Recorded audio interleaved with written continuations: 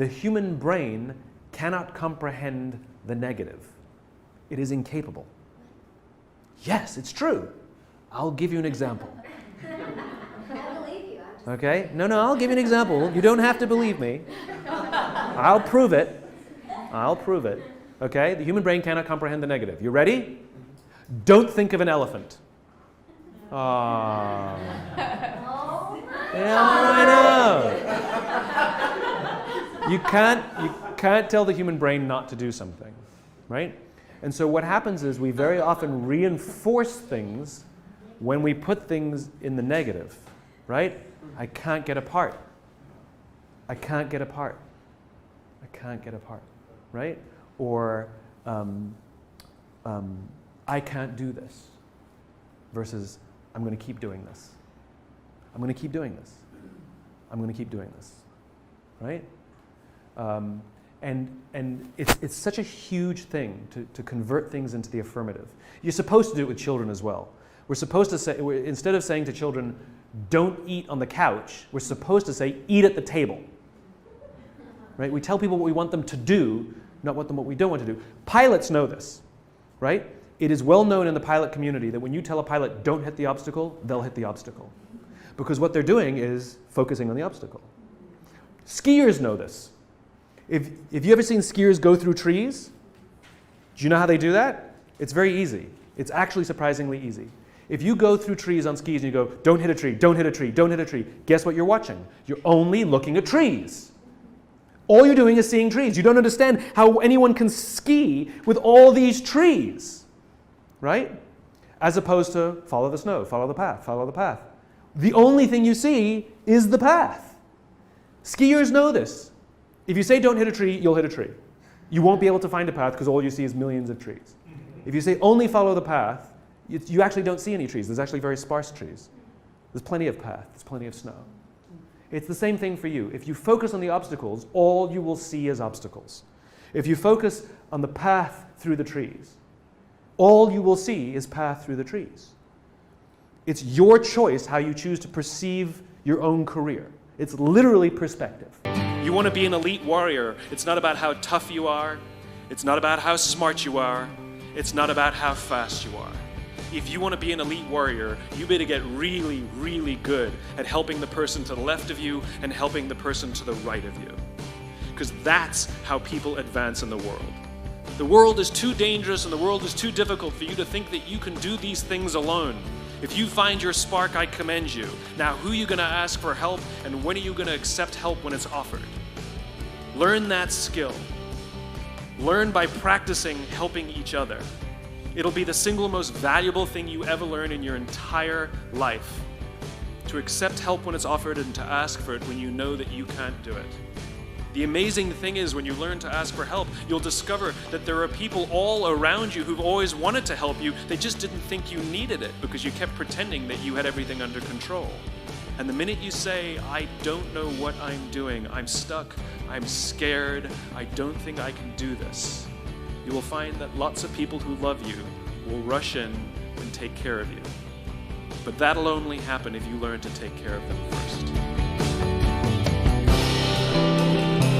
Look, human beings, we can't help ourselves but compare ourselves to others.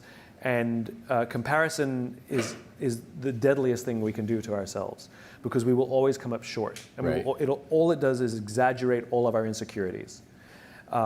It's okay to enjoy other people's success, but you let them live their lives and you live your life. Oh, and by the way, they're curating their social media. That's not really their life.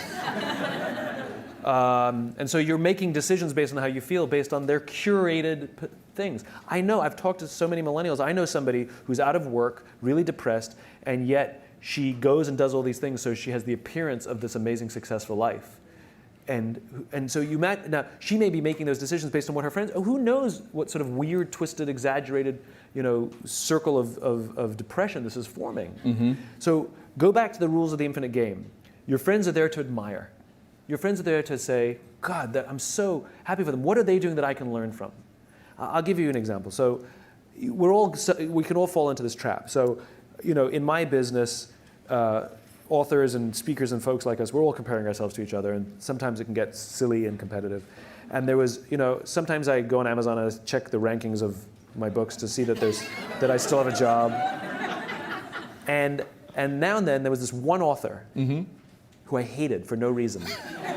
He's very smart. His work's incredibly good. He's incredibly well respected. I respect him, but I hate him. And I would check the rankings of his books. And when I was ahead, I'd be like, yes. And when he was ahead, I was like, right? It would drive me crazy. And I had this weird abstract competition. Same thing, right? Social media happened to be Amazon rankings. Right. And I would check in all the time. I'd always check in, mine, his, nobody else, just mine and his. Anyway, I was at an event and we were interviewed together on the same stage. And the interviewer decided to let us introduce each other. So I went first. I had to introduce him. And this is what I said. I looked at him and I said, you make me very insecure. I said, because all of your strengths are all of my weaknesses. And every time I see you do well, it just reminds me what I'm bad at. That's how I opened up. He turned to me and he said, funny, I feel the same way about you.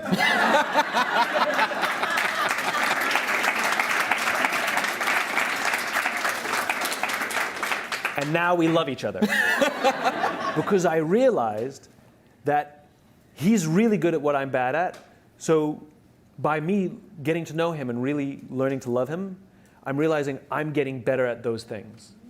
And I'm taking more pride in the things that I'm good at rather than thinking I have to be good at everything he's good at, right? So it's healthy to grow our own strengths and rather than be intimidated by the strengths of others. Do you love your wife? Yes. Right? Prove it. Like, what's the metric? Give me the number that helps me know, right? Because when you met her, you didn't love her, right? Now you love her, right? Tell me the day the love happened. It's an impossible question, right? But it's not that it doesn't exist. It's that it's much easier to prove over time, right? So all leadership is the same thing. It's about transitions. So if you were to go to the gym, right? It's like exercise, right? If you go to the gym and you work out and you come back and you look in the mirror, you will see nothing. And if you go to the gym the next day and you come back and you look in the mirror, you will see nothing, right? So clearly there's no results, can't be measured, it must not be effective.